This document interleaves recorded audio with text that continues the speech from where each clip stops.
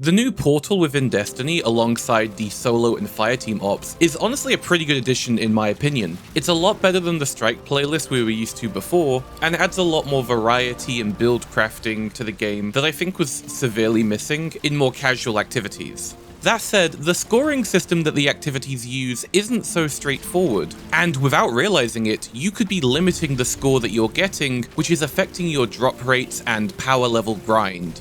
So here's a quick guide to how the scoring works, the problems with it, and how to avoid it.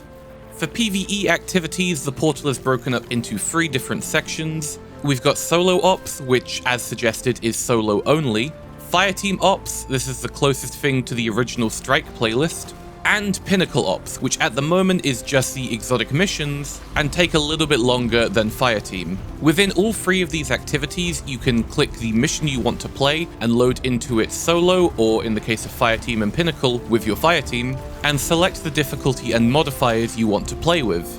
Negative modifiers will increase the difficulty and therefore boost your score further, while positive modifiers will reduce the difficulty and therefore negatively impact your score, but honestly not by much. Most of the time you can go pretty crazy with positives if you want. Before starting each activity, you can see your projected score. This is what the game thinks you are going to earn based on your current settings and loadout. And you can either click on it or hover over it to get a pretty basic breakdown on what exactly is contributing to that score. There is a difficulty multiplier as well as a gear multiplier. It's not shown here, but there is also a timed modifier to most of these activities, where completing it within the time limit will give you a flat 15% bonus score at the end.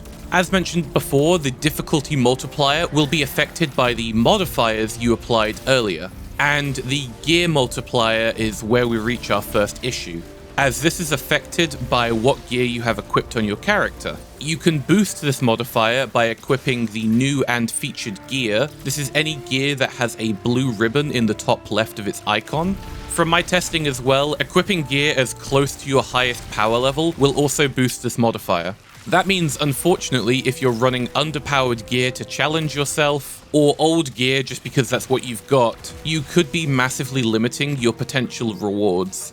I'm making this as more of an informative video, but I am going to state that I really dislike this, and I think Bungie should think about changing this immediately. I've already made it clear I'm not a fan of the featured and gear system at all. I think the bonuses they apply to general gameplay just should not be there, and are more damaging in the long term for the game's meta than it would be without them. What makes this even more frustrating is the existence of the avant-garde modifier. This is a modifier that gives you bonus score for entering the mission with only new and featured gear. Without this modifier, if you're looking to maximize your score, you're going to have to use new and featured gear anyway. So to have a selectable modifier that also has the same effect for more score feels pretty redundant, and if anything more restrictive than it should. I think Bungie need to pick on having one or the other in this situation, preferably just the avant-garde modifier. The gear multiplier in general is just really annoying to me. You're punished for wanting to restrict yourself in your loadout by using older or less powerful gear, which if anything should be increasing your score, not lowering it. And that's not even the biggest issue that could be limiting your score. If you're struggling to hit B rank in the solo and fireteam ops playlists, there is a very simple reason for that, which is that the difficulty multiplier does not work. The difference with these playlists is they have matchmaking, but at the cost that you are no longer able to change any of the modifiers present in the activity. The game chooses a set amount each day, and every activity you get in that playlist will have those modifiers. But for whatever reason, these selected modifiers do not contribute to the difficulty multiplier, which means just by playing the playlist version of these activities, you are massively limiting the score you can achieve. In some cases even making it impossible to earn as simple as a B rank. These modifiers should be contributing to your score, but for whatever reason right now they are not.